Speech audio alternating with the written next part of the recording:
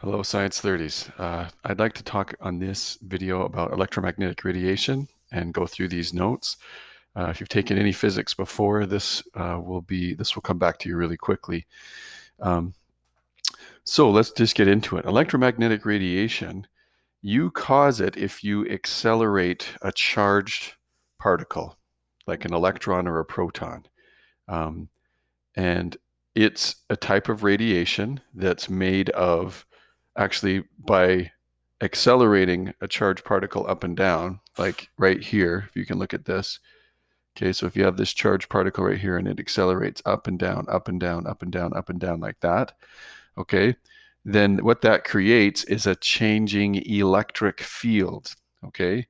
And that electric field is red here, and it propagates outwards in what's called a transverse wave. Now, all these pictures here are kind of showing it in 2 dimensions, which can be a little odd to try and figure it out. But if you're looking at it from the side, it would just look like this. Okay. So that changing electric field, it moves away from the source. Okay, that thing that's operating up and down, it moves away at the speed of light, which is 3 times 10 to the 8th meters per second. Okay, that number's you'll know that number really well as we analyze this. What's really awesome about this is a magnetic field is induced, or it's caused by this changing electric field. And the magnetic field is perpendicular to the electric field. So they try to show that here with the blue line. I'm kind of trying to trace it here. So really what it means is if we come back up to the top here to this part, the blue, if the changing electric field is like up and down in the plane of the paper, then the blue would come in and out of the paper, and it might look something like this, okay? Kind of coming in and out. So, there'd be arrows going out and then in to the paper and then out and then in and out and in. Whereas the electric field would be going straight up, it'd be changing straight up, and then it would change down, and then it would change up and down. Okay, and I know my drawing's really ugly, but if you can imagine that, um, they're at 90 degrees to each other. So that's why I use the word perpendicular to each other. And then, of course, the direction of the wave, well, the wave is actually going that way. Okay, the wave is moving perpendicular to both the electric and the magnetic field. So if you can visualize that, that's exactly what's going on here. That's what these pictures show. This velocity vector, as you can see it highlighted right here, that is showing the wave moving away. Now, what you need to understand about electromagnetic radiation is it doesn't just move in one direction, it moves in all directions. So this is a really complex phenomenon because you have changing electric and magnetic fields radiating outwards from a source in all directions. And hence the word radial. It's like we talk about the spokes on a tire that come outwards from the hub. That's exactly what's going on, but in all directions, not just in one plane. So what you need to know is that we can break up these transverse waves, as we call them, into wavelengths. And we can also measure their frequency, okay? So let's talk about wavelength. First, here's a nice picture of wavelength. We're using the Greek letter lambda. If you're not familiar with it, it looks kind of like this. It almost looks like an R. Actually, I've seen it maybe written more like sideways and then like that. It looks more like that. And you'll see it in text here in the notes. But wavelengths are easy to measure. It's just from crest to crest. So again, if we're looking at it from the side here, if this was your wave, you could measure from this point to this point, and that would be wavelength, and so on. So you can kind of see that it doesn't matter. They're measuring kind of both waves. A wavelength is a complete cycle, so it's where the wave starts and then comes back to where it repeats itself. Okay. So the wavelengths here, I mean, you might have to do, I guess we could look at this one quickly. What you need to do here for a question like this is you would actually determine what the wavelength is. If you have a measured distance like this, so it's saying from right sorry, from right here to right there is 115 micrometers. That mu is equal to times 10 to the negative 6. Okay, now you can look at that on in your data booklet. If you see a prefix you don't remember, okay, just don't stress about memorizing it, but you'll probably get comfortable with them after a while. So, how many wavelengths are there?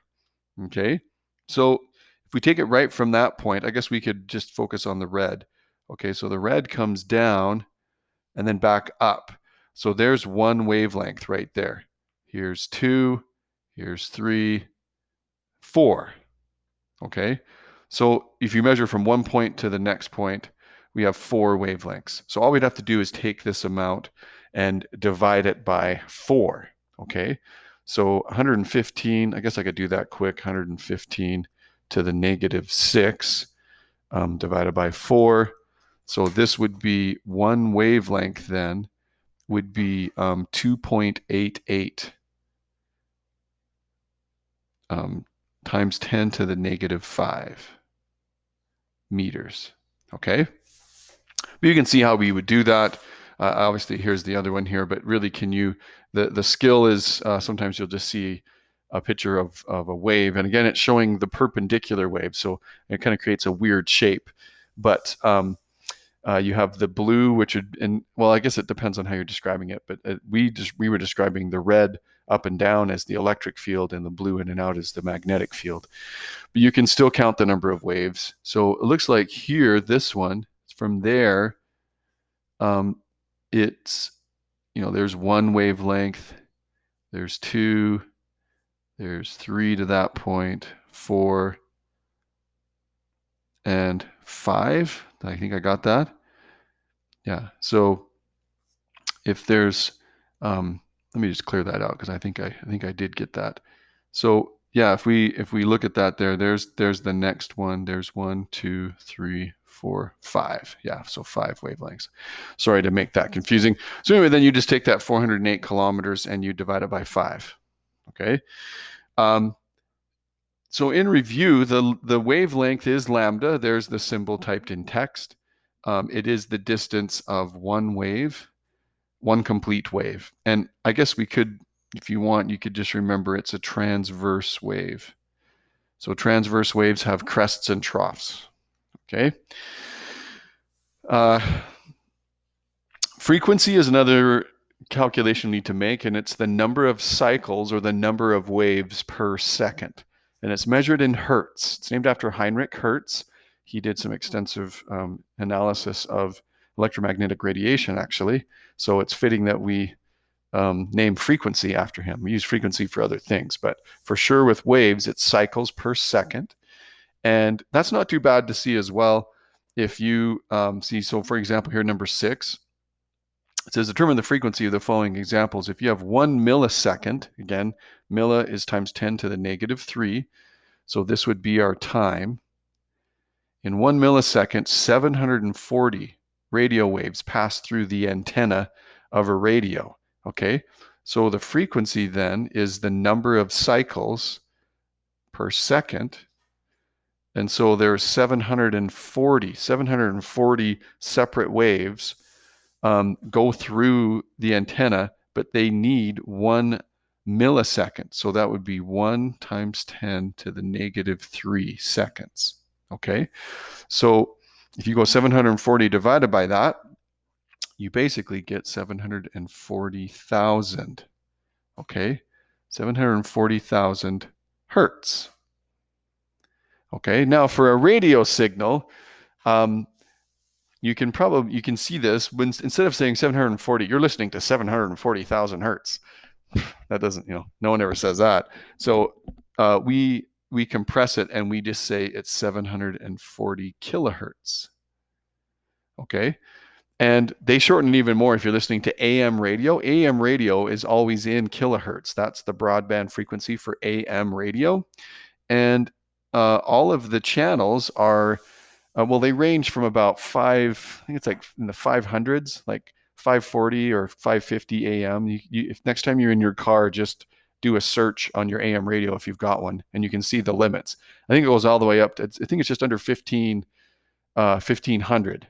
Okay, so you can get like 1440 and 1350 in terms of kilohertz. Usually go up by increments of 10.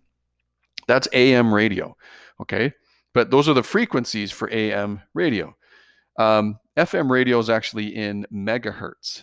If you're curious, FM radio is broadcast in megahertz, so like 107.7 107.7 FM. That's a radio station I listen to once in a while. That is megahertz.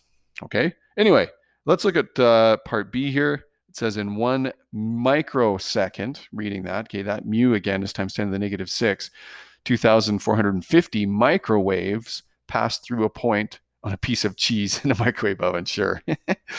Making lunch here. Okay. So frequency in this case, yes, it's 2450. There's that many microwaves. Okay, so that's how many cycles.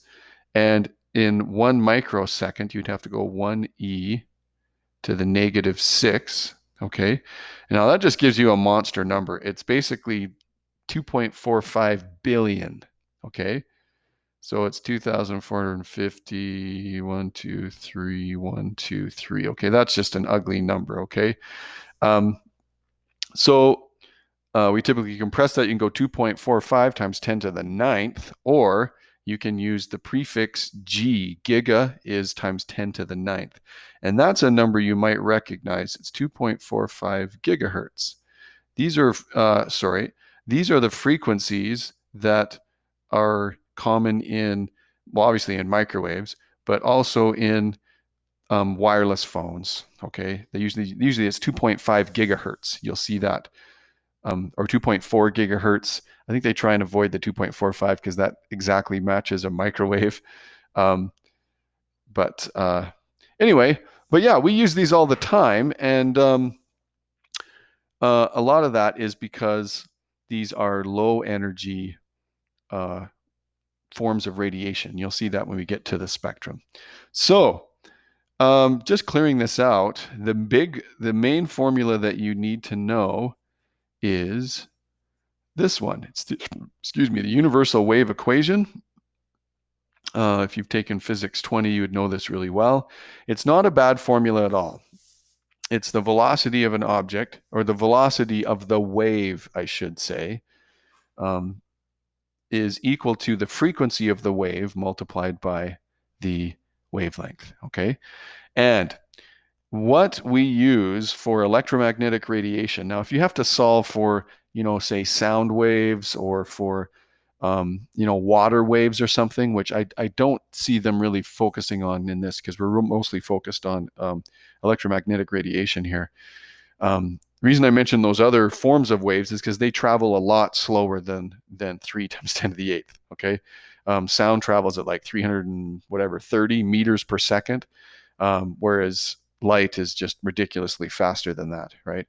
So most of the time, this is the speed that you're going to use, okay? Because for all electromagnetic radiation, you're going to use 3 times 10 to the 8th meters per second. And in your notes, I think in the data booklet, it might use C. Lowercase c is the speed of light, okay? So sometimes this formula might be written as C equals frequency times wavelength, which you're welcome to use if that helps you. For all electromagnetic radiation, though, we need to remember that it travels at that speed. Okay, so what that introduces then is just a couple of options. If you remember the 3 variable relationships, I think most of you guys do. You can do this really fast.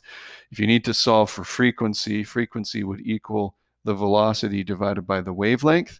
And if you need to solve for wavelength, that would equal the velocity divided by the frequency. Okay, so you can manipulate and solve for what you need, which actually I think we're going to do here right now. So just for practice here, an AM radio station, it broadcasts a frequency of 960 kilohertz.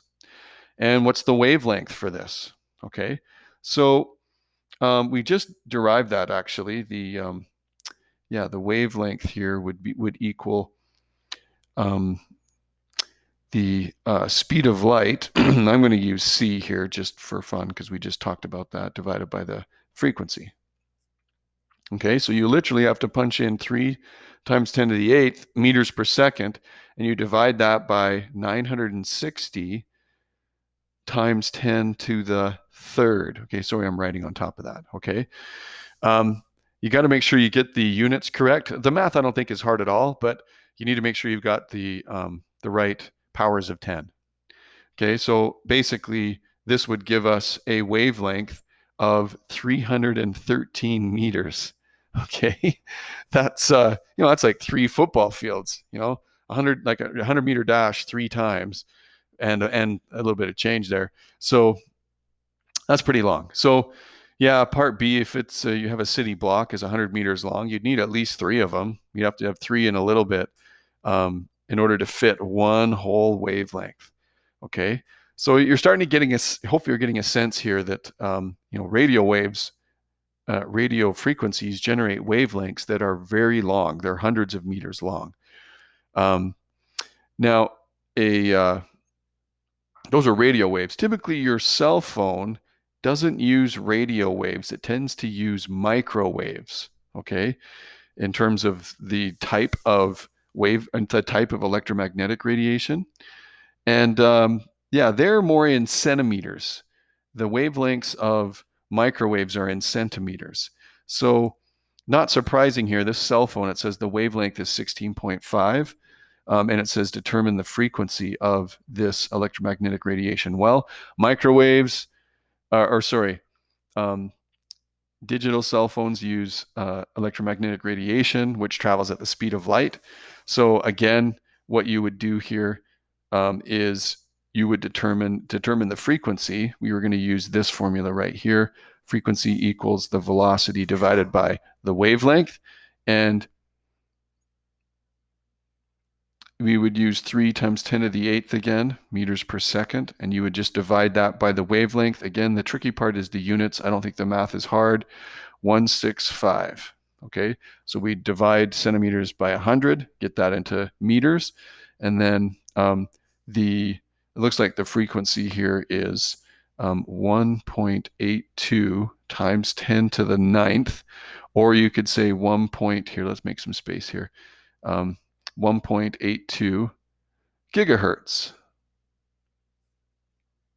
Okay, so sure, and then part B, I guess, if the wavelength is 0.165 meters long, how many of those could you fit in your height?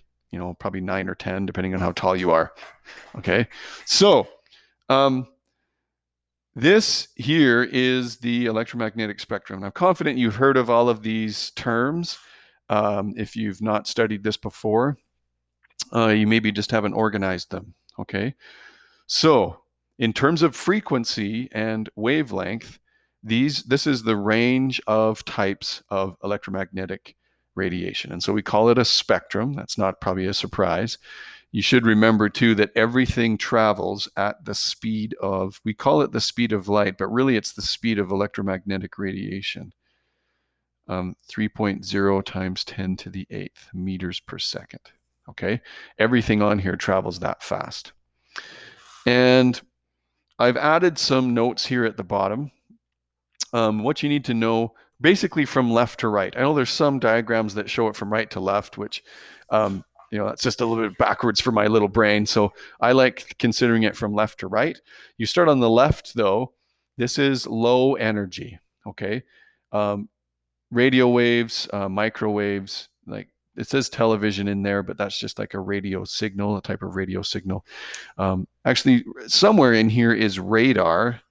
You're obviously familiar with that. We started using that in the Second World War, and we use it now to track airplanes in flight. So, but radar falls somewhere in that spectrum. You don't need to know that exactly.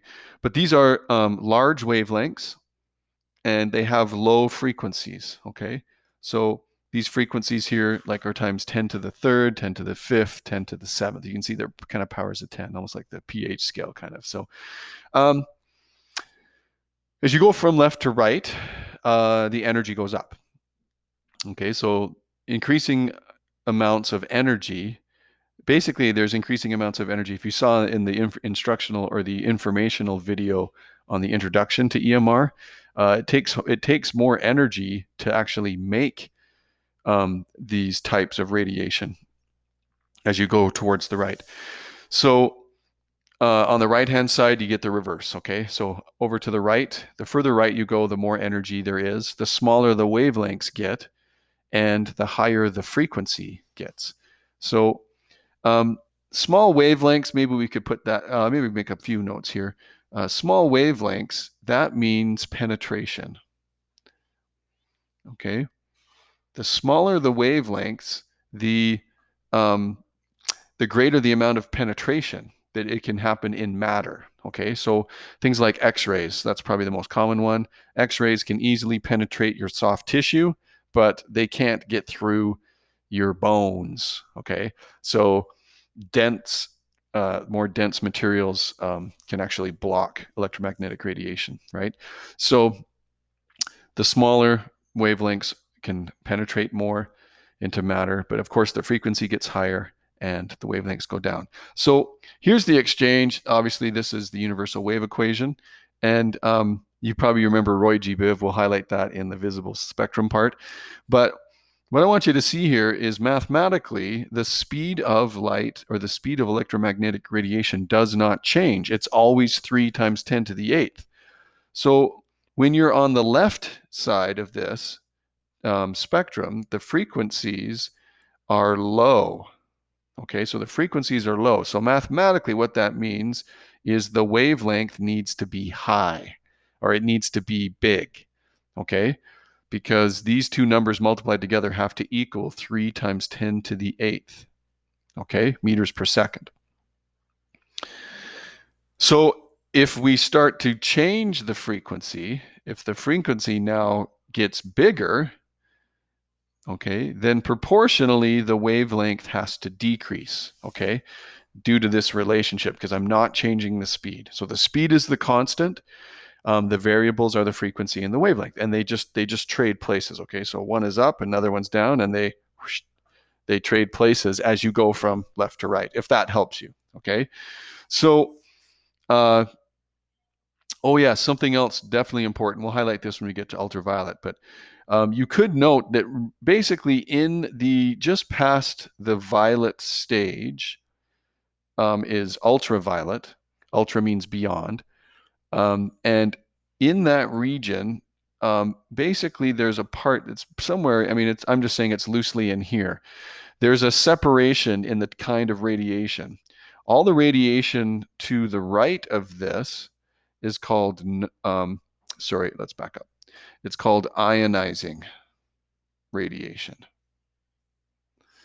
Okay. And this is radiation that, oh, I spelled that wrong. This is radiation that has so much energy that it can remove electrons from atoms. Okay. And that is potentially dangerous. It can it can also damage DNA. And so we're really fortunate though, because on Earth, we are largely shielded from ionizing radiation by our atmosphere. Now that'll make more sense as we get into the next section. The layers of gas in our atmosphere block ionizing radiation, specifically ozone. Okay, ozone is largely responsible for blocking ultraviolet, and then of course everything else. So, but on the other side, everything going this way, this is called non-ionizing. So it does not have enough energy to remove electrons from atoms. Okay, so what we're just going to do here is just quickly go through each of these, because you just need to know them generally and a couple of principles. Okay, so starting on the very far left, we have a range called ELF or ELF. It's largely from alternating current in electric wires, which we studied in the last section. It just produces some of the longest radial wavelengths. So ELF is not even listed here, but it would be like right in here. Okay, extremely long or extremely low frequency. Okay, ELF. Radio, of course, we hit that. Long to shortwave radios definitely includes radar. We can actually combine radio waves with a strong magnetic field, and we use those to produce what are called magnetic resonance images, or MRIs. And there's just a picture of one right there. Okay, so they're really useful, and they have essentially no harm to your body because they have low energy. Okay, so as we move a little bit further to the right, we hit microwaves.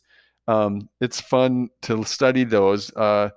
Early scientists that were studying radar, they were making radar waves that were smaller and smaller.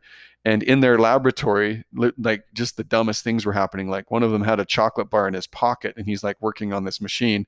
And then he goes to have lunch, and he pulls out his chocolate bar, and it's all melted. And he's like, "Whoa, what was that?" Or they found that they could put kernels of popcorn near these radar devices that they were developing, and the kernels would pop. And it's just because they finally were hitting the microwave range, and then they figured out they could just make a device that makes that specific frequency, and all of a sudden we're cooking food like crazy. I mean, I remember getting my first microwave I ever got was when I was a little kid, and actually I thought it was a TV because that's what it looked like on the front, but it was a microwave. So anyway, we use them all the time. They're super useful. Um, yeah, the common frequency is 2,450.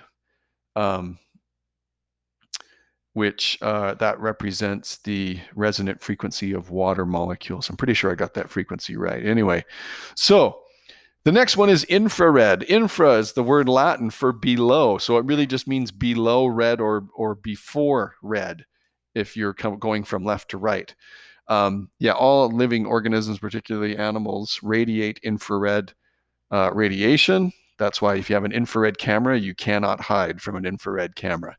The famous experiment was done by shining light through a prism and by putting thermometers on the different colors, and um, they found that there was more thermal energy, or that there was some thermal energy just outside of red. Okay, which there was no visible light there, but it was causing the thermometer to increase in temperature from the control thermometer. You see that there is 24 degrees Celsius. So there was obviously some heat energy there, and that is coming from infrared. So then we hit Roy G. Biv. This is the classic one. Um, it's roughly 800 nanometers to 400. This one shows 700 to 400.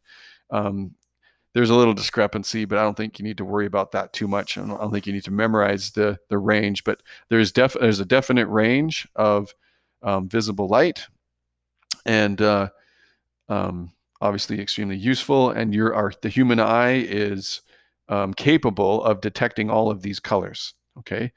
Obviously, if you have some glitches in how your eye is structured, you may have some difficulty separating red and green. You may have heard of that. But very fascinating in terms of understanding visible light. One aspect about visible light you should understand is when you see colors, what you're actually seeing is reflected wavelengths that were not absorbed. So the classic example here is a leaf. If you look at a plant leaf, all of the colors of Roy G. Biv are all in white light, which comes from the sun. It actually comes from any source that has a hot glowing solid will produce all of the colors. Roy G. Biv. Okay, and Isaac Newton was the first one to figure that out. He just stuck a glass prism in white light and saw that it broke up into the rainbow of colors. So if we see color, what's really interesting, and it's kind of the reverse of what you would think, all of the colors of visible light will be absorbed by the material except for the wavelength of light that is reflected, and that is the color that you see. So a green leaf is actually absorbing red. Okay, it's absorbing red, it's absorbing violet, it absorbs blue, it absorbs yellow, it absorbs any of the reds, and all that's left is, or no, the structures actually reflect green. And anyway, it's fascinating to think of like a chameleon, for example. and how they can change their colors. What they're doing is they're changing the cell structures. They're doing some really cool things at a microscopic level inside their cells. And instead of reflecting green, which is normally what a chameleon is, now it reflects red or reflects blue or something else. And so that's kind of that's fun to recognize. And we're going to talk about reflection in the next section as well. Okay, so ultraviolet, here's where it gets interesting. So ultra means extreme or beyond. There is actually 3 levels of ultraviolet radiation. You've probably heard of ultraviolet A and B. If you're listening to the radio, they kind of sometimes will announce the levels of radiation, or they call it the UV index. Okay, so they'll say, you know, how much radiation is potentially you could be exposed to in that day. And, you know, obviously if it's, you should probably wear sunscreen if you're outside too much to try and minimize that. Ultraviolet light, or sorry, you can see that the visible spectrum basically ends at 400 nanometers. There it is right there. Excuse me, that's violet. So ultraviolet starts at that range and it gets even smaller. So you see it goes from 400 to 315 and so on. There's a general category of ultraviolet light that fits in that first segment. And as you can see there, it does cause wrinkling of the skin, and there's a possible link to skin cancer.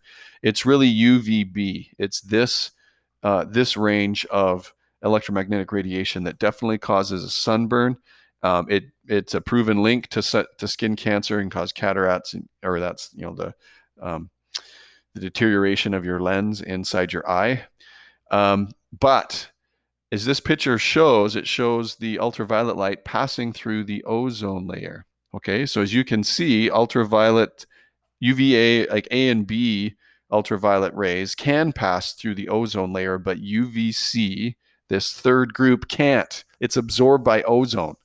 Okay, so this reminds us of the importance of protecting the ozone layer. You know, we were talking about the CFCs, the chlorofluorocarbons, that were introduced in the atmosphere years ago. We kind of regulated those down, so we're actually improving the ozone layer. But the high energy radiation could hit those CFCs and it would break them up, and then those free radicals, okay, the chlorine atoms could then go react with ozone and break it up. Okay, so that was bad. And also too, as this diagram shows, these UVC photons, if they hit DNA, okay, they can totally break up the bonds in the bases, okay, and cause damage.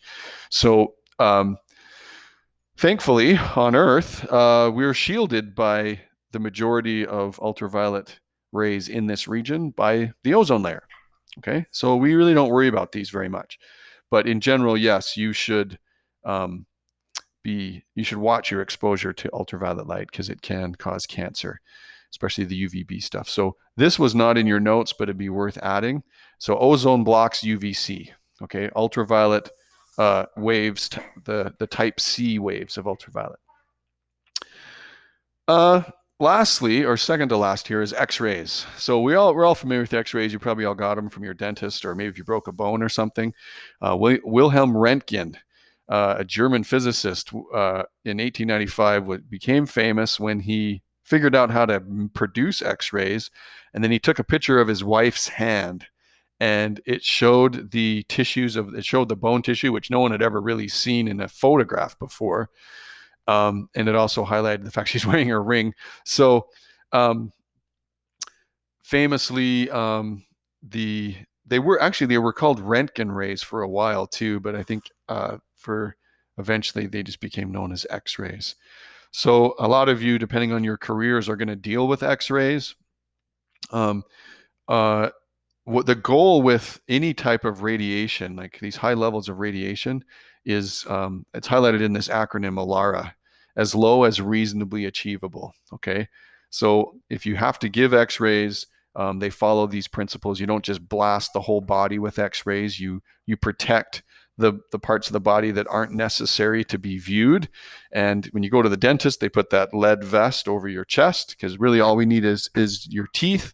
And so the rest of your body can be shielded and those X-rays don't penetrate, a couple millimeters of lead. That's why that vest is heavy. It's made of lead to block X-ray penetration. So yeah, for the safety of the patient, you want to minimize that, use shielding where you can, and definitely avoid exposing unborn children. Any pregnant women do not get X-rays, not for anything. We can do ultrasounds, that's safe, but we don't X-ray pregnant women, okay? Because those high energy X-rays can disrupt the developing DNA in a fetus, and you can just wreak havoc on a little unborn baby. For the technicians as well, you got to be careful if you're the technician. So I know it's going to be some of you. You wear protective clothing if necessary, but you minimize the time that you spend near the actual X-ray machine. And when X-rays are being taken, if you've watched technicians, they leave the room, they go behind a shield or behind a wall that has shielding, and that way they minimize their exposure too. So that way they can do their job safely over and over and over again and not suffer any negative effects. Highest level of radiation is gamma and cosmic. Okay. And yes, they are above 10. I mean, you don't need to memorize these numbers. It's just a reference here. They're above 10 to the 19th in their frequencies, the smallest wavelengths possible. We could maybe just quickly scan back up here so you can see that on the range.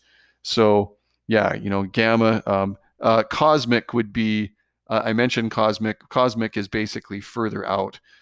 They would say cosmic is typically located here at the end, but they kind of fall in the same category. They're just extremely small in their wavelength, which means they can penetrate essentially anything up to certain degrees of density.